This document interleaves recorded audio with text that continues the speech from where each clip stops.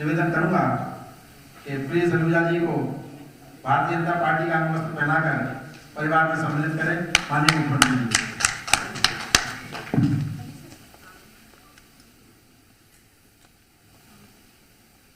बहुत बहुत स्वागत सलूजा जी आपका। बहुत बधाई, स्वागत।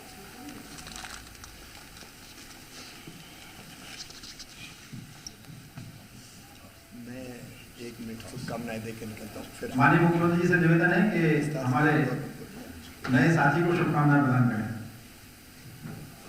प्रिय मित्रों, सलूजा जी चिंतक,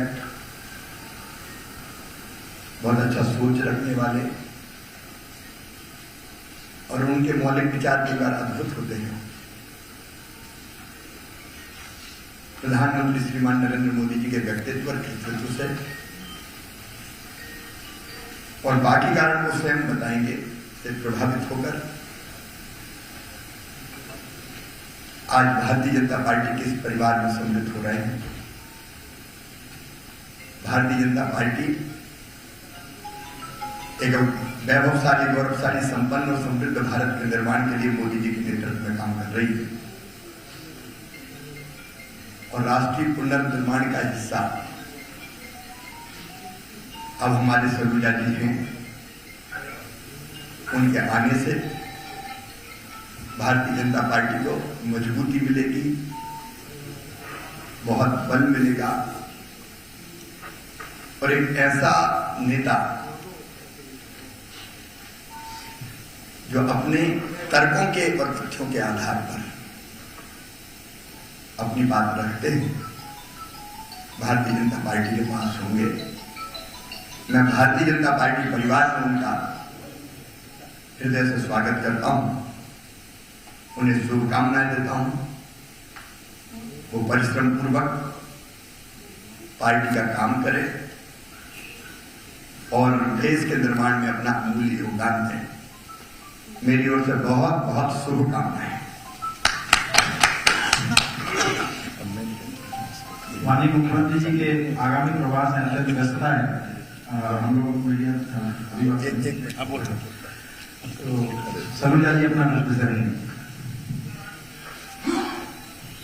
मैं भारतीय जनता पार्टी के कुशल नेतृत्व आदरणीय नरेंद्र मोदी जी, शिवराज सिंह चौहान जी, वीडी शर्मा जी, सबका आभारी हूं कि मुझ जैसे एक अदन्य से कार्यकर्ता को भारतीय जनता पार्टी में स्थान दिया।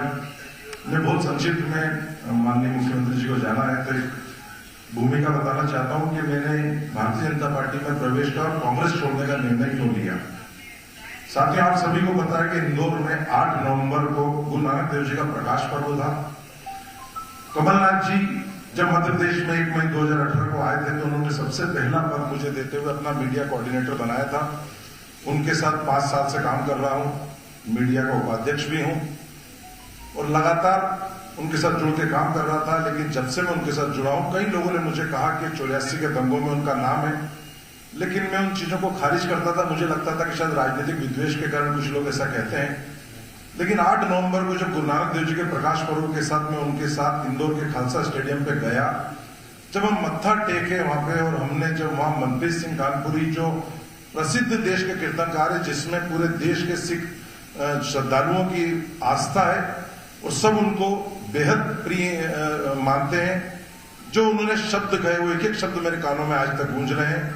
2-3 दिन तक तो मैं सो नहीं पाया जब उन्होंने कहा कि एक ऐसे नेता का सम्मान हो रहा है जिसने 84 के दंगों में टायर डाल के लोगों को जिस भीड़ ने जलाया उसका नेतृत्व किया, जो हमारे पिता हैं गुरु तेग बहादुर जी जिनका शहीदी स्थल रकाबगंज दिल्ली में गुरुद्वारा, उस भीड़ पर हमले के वो दोषी है। ये बुजदिल कौम है, ये मरी हुई कौम है। कैसे आप लोगों ने ऐसे नेता का सम्मान होने दिया और आप लोगों ने सहन कैसे किया? मैं कीर्तन नहीं करूंगा, मैं कभी इंदौर पैर नहीं रखूंगा। तो वो जो उनके शब्द है उसने मेरी आत्मा को झकझोर दिया। उस दिन का दिन है 8 नवंबर से ना मैं कमलनाथ जी से मैंने मुलाकात करी है, ना बात करी है, ना मेरा फेसबुक उठा के देख लें। आप सब तो मीडिया के साथी में काम करता हूं तो व्हाट्सएप भेजता हूं। 8 तारीख से मैंने ना कमलनाथ जी का, ना कांग्रेस का, ना कोई ट्वीट, ना कोई फेसबुक, ना कोई सूचना, न किसी कार्यक्रम में शामिल हुआ। यहाँ तक कि उनके जन्मदिन पे सबसे पहले मैं तलवार भेंट करता था।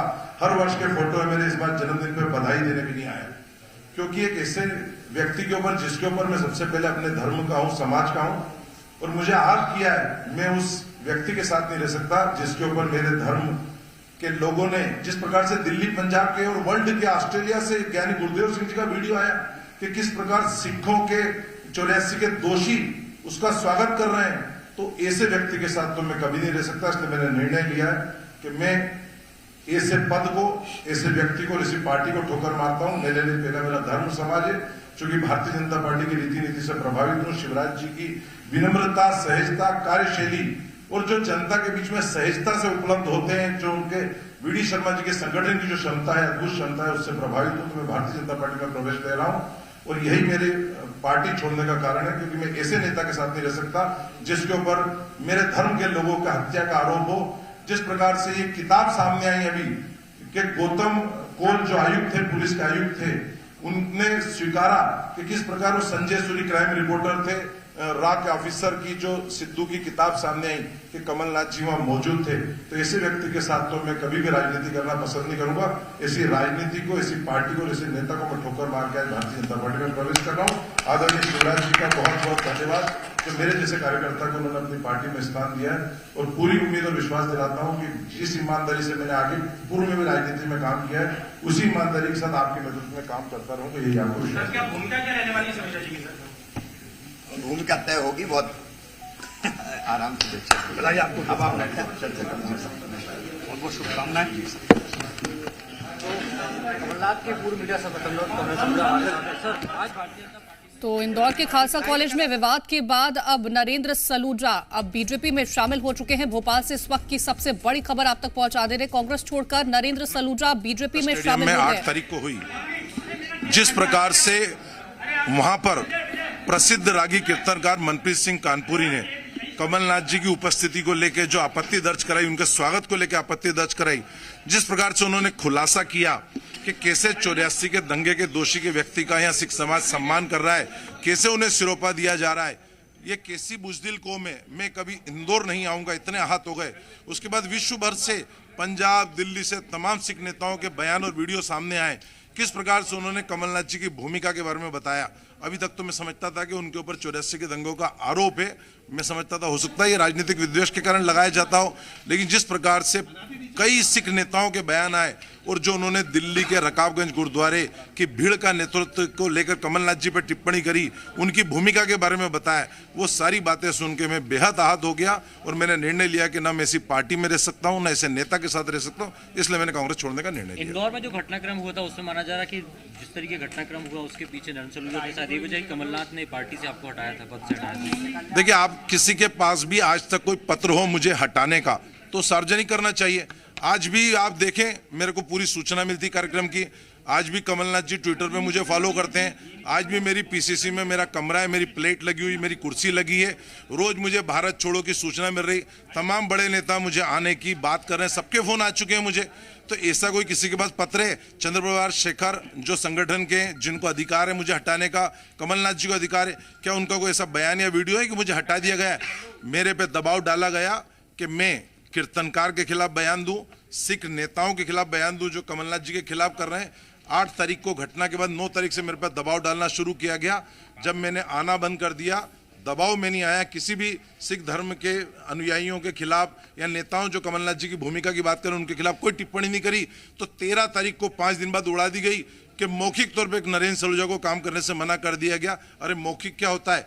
नियुक्ति भी चिट्ठी से दी है तो हटाओ भी चिट्ठी से। और मैंने तो खुलेआम कहा कि मैं इंतजार कर रहा हूं कि मुझे पार्टी से हटाएं, मैं उस पत्र का इंतजार कर रहा हूं, लेकिन आज तक वो पत्र सामने नहीं आया। मैंने 8 तारीख से न कांग्रेस कार्यालय प्रवेश करा, न मैं कमलनाथ जी के दरवाजे गया, न मैंने किसी नेता से बात करी। हाँ, नेताओं के फोन जरूर मुझे आते रहे। 8 तारीख से ना मैं भारत जोड़ो यात्रा में गया, न कमलनाथ जी का जन्मदिन मनाने आया। तो फिर मैंने कहा, समझा जा सकता है कि मैं उस दिन से घर बैठा हूं और कमलनाथ जी के पास और कांग्रेस पार्टी में जाना भी पसंद नहीं कर रहा हूं। अब आप मानते हैं कि 84 के दंगों में कमलनाथ उस समय मौजूद थे? पहले तो आप कहते थे कि ऐसा नहीं है, लेकिन अब आपको एहसास हुआ इस चीज़ का? निश्चित तौर पे जो मनप्रीत सिंह कानपुरी बहुत बड़े कीर्तनकार हैं, देश के बड़े प्रसिद्ध हैं, जनता में बड़े लोकप्रिय हैं, उनका कीर्तन सुनने दूर दूर से लोग आते हैं। और जब इंदौर के बड़े दीवान, जहाँ 20 से 25 हज़ार लोग रहते हैं, जब उसके बीच में उन्होंने कमलनाथ, जबकि वो तो इंदौर भी नहीं रहते हैं, मध्य प्रदेश भी नहीं रहते हैं, छिंदवाड़ा भी नहीं रहते हैं, जब उन्होंने कानपुर रहने के बाद कमलनाथ जी की भूमिका के बारे में विस्तार से पूरी सिख संगत को बताया, उसके बाद हमारे दिल्ली, पंजाब के, ऑस्ट्रेलिया से, कनाडा से, अमेरिका से जो सिख कीर्तनकारों के बयान सामने आए और सबने जो कमलनाथ जी की भूमिका के बारे में बताया, तो उससे तो मैं मान चला हूं कि निश्चित तौर पे 84 के दंगों में कमलनाथ जी का हाथ है और जब तक उन्हें इसकी सजा नहीं मिलती हम चुप नहीं बैठेंगे। और मैं तो राहुल गांधी जी से भी अपील करता हूं कि आप ये यात्रा निकाल रहे हैं कि घृणा, नफरत, हिंसा के खिलाफ, तो ऐसे व्यक्ति को आप साथ में लेके चल रहे हैं जिसके ऊपर 84 का आरोप है, तो ऐसे व्यक्ति को आप तुरंत पद से हटाएं और यात्रा से दूर करें, तभी शायद हो सकता है कि 84 के घाव जो वापस हरे हो गए उसमें मरहम लग सकेगी। आप जो है इंदौर में आप प्रचार प्रसार करेंगे क्योंकि राहुल गांधी की भारत जोड़ो यात्रा वहां पर पहुंच रही है। निश्चित तौर पे मैं पूरे प्रदेश के सिख समाज को एकजुट करूंगा और जो 84 के दोषियों को सजा दिलाने की मांग करूंगा और सभी सिख समाज के लोगों से करूंगा, अपील करूंगा कि कमलनाथ जी का विरोध करें, कांग्रेस का विरोध करें और जो ऐसी ताकतें हैं जो 84 को संरक्षण दे रही, ऐसी ताकतों का हम सड़कों पर आकर प्रदेश भर में विरोध करेंगे। बीजेपी में क्या भूमिका रहेगी? देखिए, मैंने तो अभी कार्यकर्ता के रूप में भारतीय जनता पार्टी ज्वाइन करी है, कोई शर्तों वाली बात नहीं है, चूंकि मैं दिल से भारतीय जनता पार्टी को पसंद करके आया हूं, तो कोई नहीं, जो भूमिका देंगे, मैं तो दरी बिछाने की भूमिका देंगे तो उसके लिए भी तैयार हूं, झंडा लगाने की भूमिका देंगे तो उसके लिए भी तैयार हूं। मैं तो कार्यकर्ता के रूप में आज भारतीय जनता पार्टी में प्रवेश लिया मैंने। तो बिल्कुल कार्यकर्ता के रूप में भारतीय जनता पार्टी।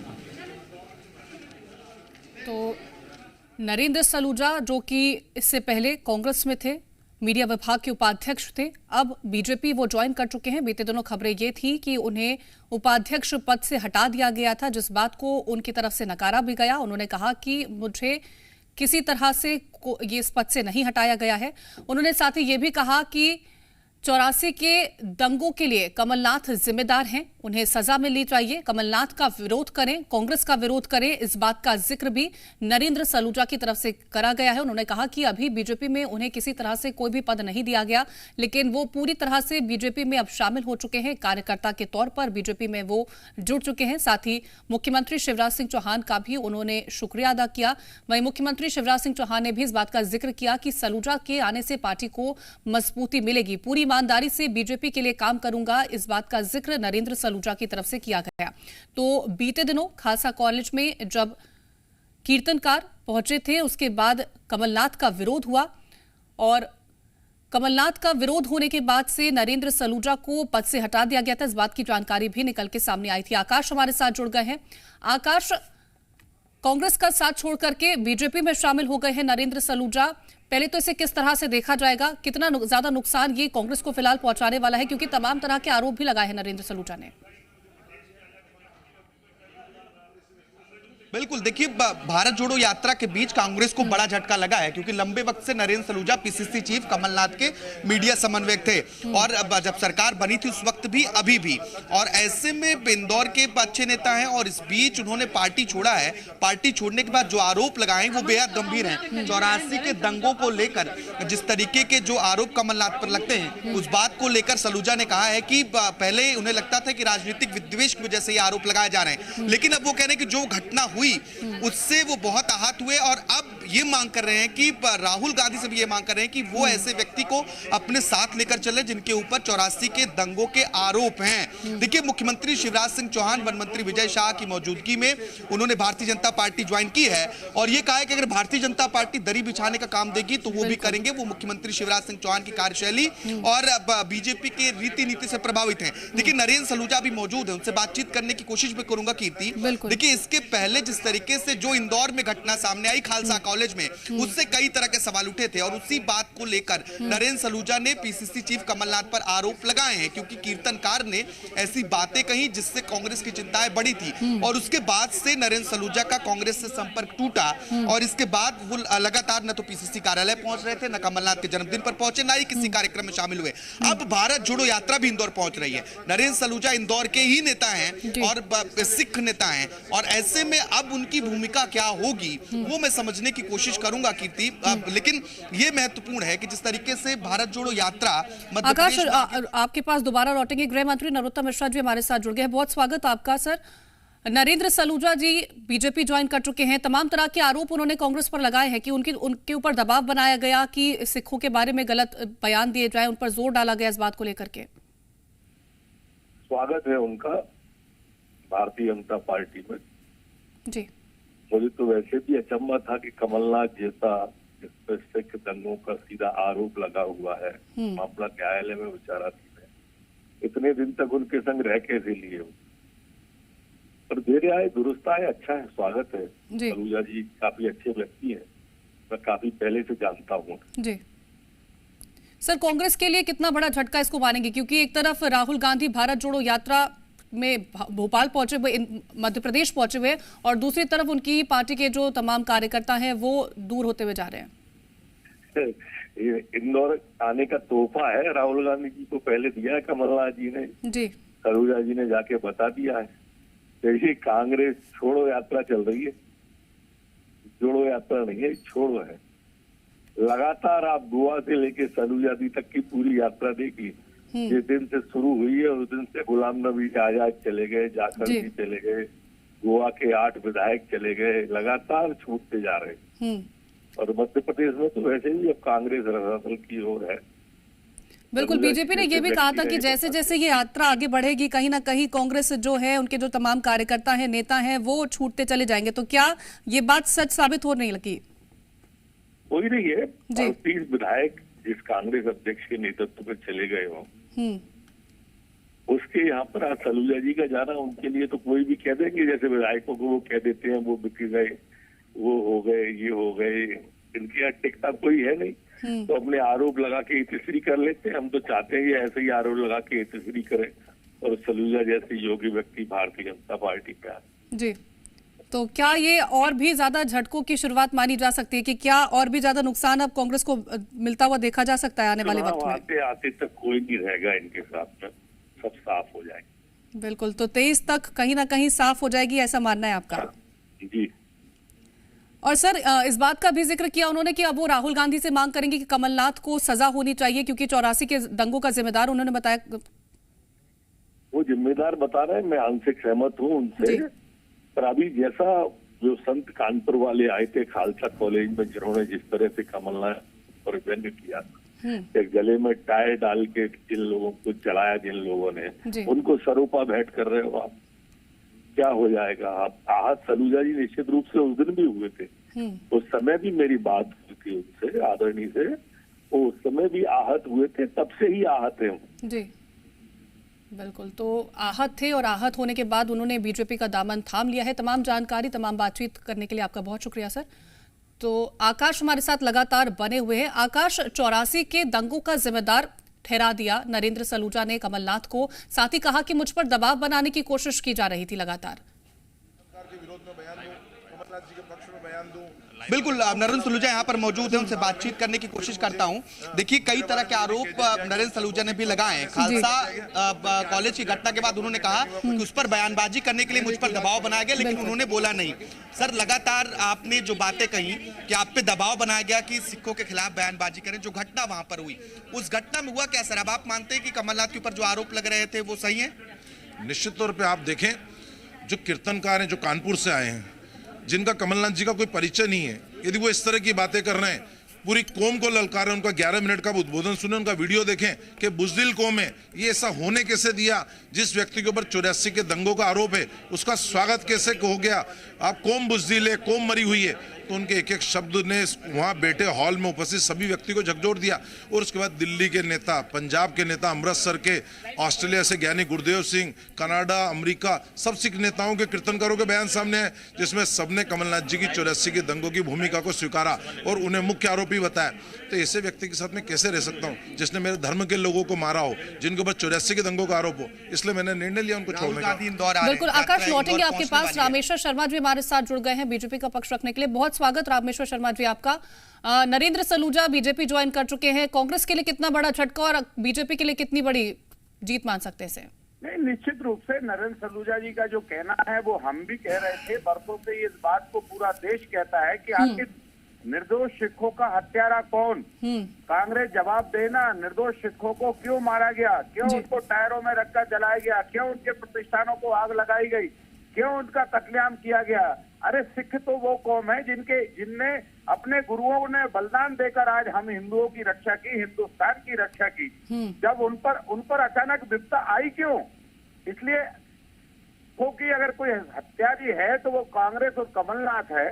तो सलूजा जी वर्षों से कांग्रेस की निष्ठा से सेवा कर रहे थे। जिस तरह सलूजा जी का अपमान कांग्रेस के कमलनाथ जी, दिग्विजय सिंह, पूरी गैंग इनके पीछे पड़ी थी, क्योंकि कोई भी कांग्रेसी नेता नहीं चाहता कि सिख अब उसकी कांग्रेस पार्टी का कोई बड़ा पदाधिकारी बने, और इसलिए उनको हर हमेशा पीछे धकेला जाता है। भारतीय जनता पार्टी में नरेंद्र सलूजा जी का स्वागत है। वो अच्छे नेता हैं, तुरंत टिप्पणी करने वाले नेता है और अच्छे वक्ता भी हैं। हम उनका स्वागत करते हैं और वो राष्ट्रवादी विचारधारा में आए हैं। वो इस विचारधारा में आए जो विचारधारा गुरु के सामने माथा टेक कर गुरु को प्रणाम करती है और गुरु से आशीर्वाद लेकर, गुरुद्वारा से आशीर्वाद लेकर आगे चलती है। ऐसी विचारधारा हमारी है। इसमें सलूजा जी का स्वागत है, अभिनंदन है, अभिवादन है और माननीय मुख्यमंत्री जी के समक्ष उन्होंने भाजपा की सदस्यता ली है। सर, जब से कांग्रेस की भारत जोड़ो यात्रा शुरू हुई तब से ये कहा जा रहा है कि भारत तो पहले से जुड़ा हुआ है, कांग्रेस को जोड़ ले, लेकिन जैसे जैसे यात्रा आगे बढ़ती है कांग्रेस छिन्न छिन्न होती जा रही है। हाँ, निश्चित रूप से देखिए, जिनके मन में पाप है तो उनके दल में भी फूटन आएगी, क्यों नहीं आएगी। भाई आज राहुल गांधी जी को ये क्यों नहीं बताते कि कौन सा भारत टूट गया जो तुम जोड़ रहे हो, और अगर जोड़ना ही था तो भारत यहाँ से क्यों जोड़ रहे हो। जाओ पंडित जवाहरलाल नेहरू की भूल स्वीकार करो, इस्लामाबाद से शुरू करो और दिल्ली तक की यात्रा करो और कहो कि नहीं, मैं पाकिस्तान को खत्म करूंगा, मेरे परनाना ने गलती की थी, देश विभाजन स्वीकार किया था, मैं देश विभाजन स्वीकार नहीं करता, कश्मीर भी मेरा है, राहुल भी मेरी है, रावलपिंडी भी मेरी है, लाहौर भी मेरा है, इस्लामाबाद भी मेरा है, क्योंकि ये मेरा हिंदुस्तान था। 47 के पहले तो ये मेरा हिंदुस्तान था ना, तो इसलिए वहां जोड़ो। यहाँ तो भारत जुड़ा हुआ है, एकता के साथ जुड़ा है, पूरब से पश्चिम, उत्तर से दक्षिण, कश्मीर से कन्याकुमारी तक सारा भारत एक है, तिरंगे के नीचे एक है, राष्ट्रीय ध्वज के नीचे एक है, राष्ट्रगान के साथ खड़ा है, वंदे मातरम के साथ खड़ा है, बाबा साहब अम्बेडकर के संविधान के साथ खड़ा है।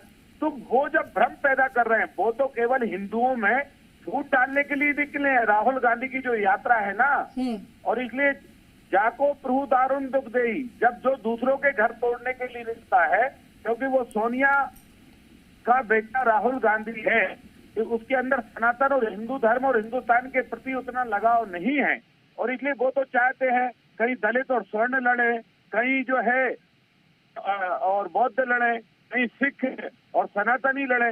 इसको वो बढ़ावा देने के लिए निकले थे। कल तो उनने वनवासियों में और हिंदुओं में भेद खड़ा कर दिया। ऐसी कांग्रेस, और उनका एक प्रवक्ता कौन था जो दिग्विजय सिंह के समक्ष और जयराम रमेश के सामने खड़ा होकर बोल रहे हैं। के मिश्रा जी हमारे साथ जुड़ गए हैं, बहुत स्वागत है के मिश्रा जी आपका। सर, बीजेपी में शामिल हो गए हैं नरेंद्र सलूजा, किस तरह देखेंगे? मैं दोहरा रहा हूं एक बार फिर कि कांग्रेस पार्टी एक महासमुद्र है, इसमें कई लोग आए हैं और कई लोग चले गए हैं। कांग्रेस पार्टी क्या है वो राहुल गांधी जी की भारत जोड़ो यात्रा से साबित हो रहा है जी। कि जब हजारों का, लाखों का जनसैलाब उनके साथ जुड़ रहा है, वो कोई आंगनवाड़ी के कार्यकर्ता नहीं है, कलेक्टर और आरटीओ द्वारा भेजी गई भीड़ नहीं है, वो जनता से जुड़े लोग हैं। और उस कांग्रेस पार्टी जो एक पार्टी नहीं विचारधारा है, उसमें कोई एक व्यक्ति जो विचारहीन है वो चले जाता है तो कांग्रेस पार्टी को कोई फर्क नहीं पड़ेगा। और एक ऐसा व्यक्ति जिसकी पहचान कांग्रेस पार्टी और माननीय कमलनाथ जी रहे हो, उनके खिलाफ यदि वो अनर्गल बातें कर रहे हैं तो मैं सोचता हूँ कि जिंदगी में इससे घिरा हुआ आदमी कोई भी नहीं हो सकता है। जी सर, बहुत सारे आरोप लेकिन कमलनाथ पर लगा दिए पार्टी छोड़ते साथ ही। उन्होंने कहा कि कमलनाथ का विरोध करे, उन्होंने कहा कि मुझ पर दबाव बनाया गया कि मैं सिखों के खिलाफ गलत बयान दूं, कई सारे आरोप।